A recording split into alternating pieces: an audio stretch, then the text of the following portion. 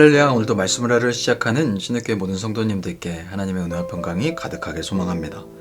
오늘 우리에게 주신 하나님 말씀은 느헤미야 8장 17절 말씀입니다. 제가 봉독하겠습니다. 사로잡혔다가 돌아온 회중이 다 초막을 짓고 그 안에 거하니 눈의 아들 여호수아 때로부터 그날까지 이스라엘 자손이 이같이 행한 일이 없었으므로 이에 크게 기뻐하며. 아멘.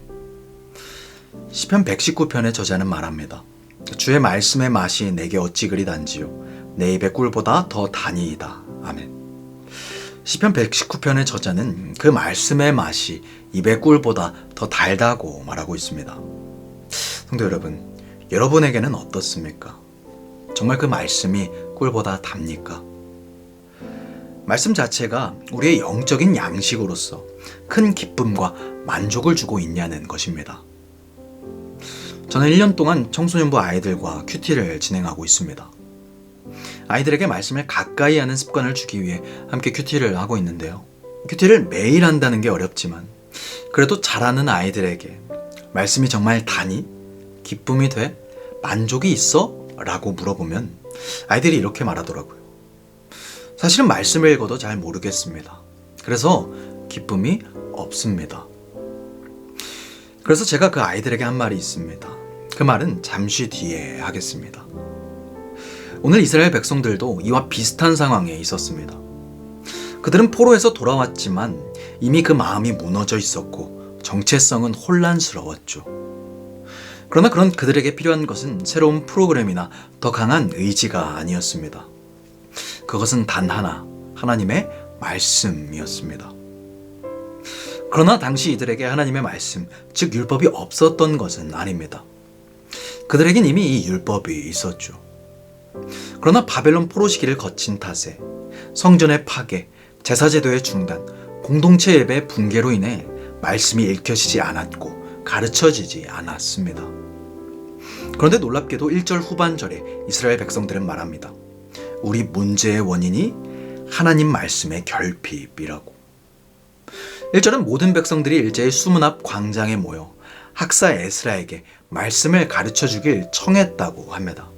그들은 자신의 문제점을 정확히 진단하고 그 해결책까지 명확하게 찾아낸 것이죠. 이스라엘 백성들이 그 신앙의 슬럼프의 원인으로 하나님의 말씀을 꼽았듯이 우리 신앙의 슬럼프는 대부분 그 말씀의 결핍에 있습니다. 하나님께서 이스라엘에 전하실 말씀이 그 백성들에게 없었기 때문에 그들은 결핍을 느꼈고 이는 우리들에게도 똑같은 것이죠. 우리에게도 어떤 새로운 프로그램이나 방법이 필요한 것이 아닙니다. 그저 하나님의 말씀이 중요한 것이죠. 그런데 이상합니다. 이스라엘 백성들이 이미 그 율법을 가지고 있었듯이 우리도 매주 교회에 나와 신앙생활을 합니다. 그리고 영적인 양식, 말씀을 매주 듣습니다. 즉 우리의 삶은 말씀과 꽤 가깝다는 말입니다. 그런데 왜 우리에겐 신앙의 슬럼프가 찾아오는 걸까요? 말씀을 가까이 했는데 왜 슬럼프가 찾아올까요?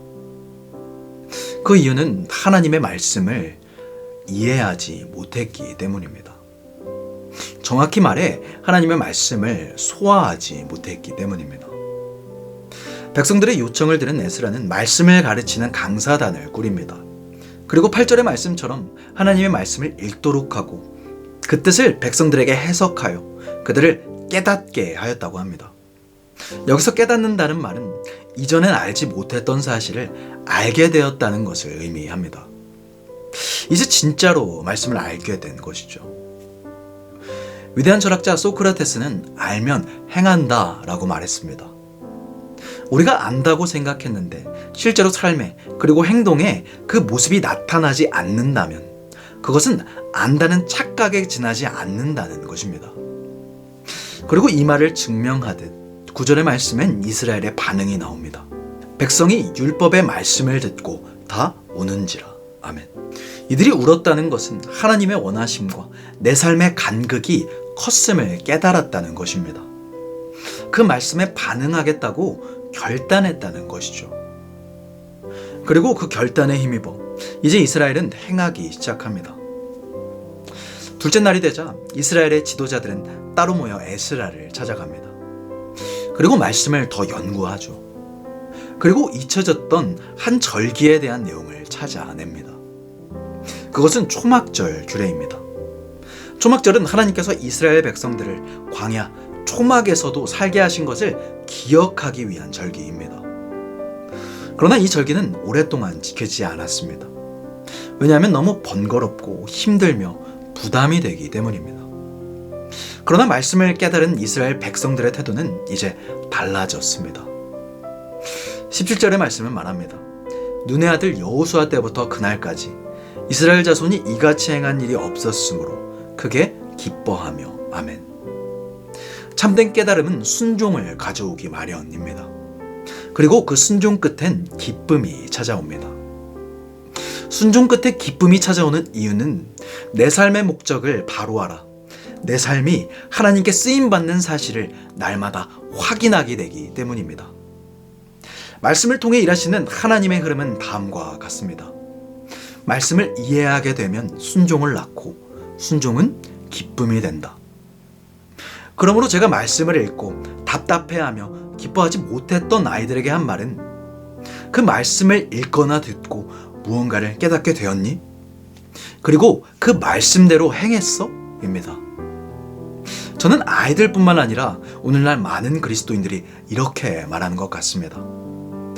사실은 말씀을 읽고 들어도 잘 모르겠습니다. 그것이 제게 꿀처럼 달지가 않아요. 그래서 기쁨이 없습니다. 그러나 말씀을 바로 알고 그 말씀대로 산다면 말씀보다 달지 못할 것이 없습니다. 말씀보다 즐거울 것이 없습니다. 시편 119편 111절은 말합니다. 주의 중고들로 내가 영원히 나의 기업을 삼았사오니 이는 내 마음의 즐거움이 됨이니이다. 아멘. 우리는 말씀을 듣기만 하는 시대를 살고 있습니다. 하지만 진짜 변화는 듣는 것이 아니라 깨닫는 것에서부터 시작됩니다. 그리고 깨달음은 순종을 낳게 되기 마련입니다. 간절히 바라기는 하나님의 말씀을 바로 알아 그 말씀에 순종하여 세상이 줄 수 없는 기쁨을 느끼는 저와 모든 성도님들이 되시길 바랍니다. 주님이 가르쳐주신 기도로 마치겠습니다. 하늘에 계신 우리 아버지여, 이름이 거룩히 여김을 받으시오며 나라가 임하시오며 뜻이 하늘에서 이루어진 것 같이 땅에서도 이루어지이다. 오늘 우리에게 일용할 양식을 주시옵고 우리가 우리에게 죄지은 자를 사하여 준 것 같이 우리 죄를 사하여 주시옵고 우리를 시험에 들게 하지 마시옵고 다만 악에서 구하시옵소서. 나라와 권세와 영광이 아버지께 영원히 있사옵나이다. 아멘.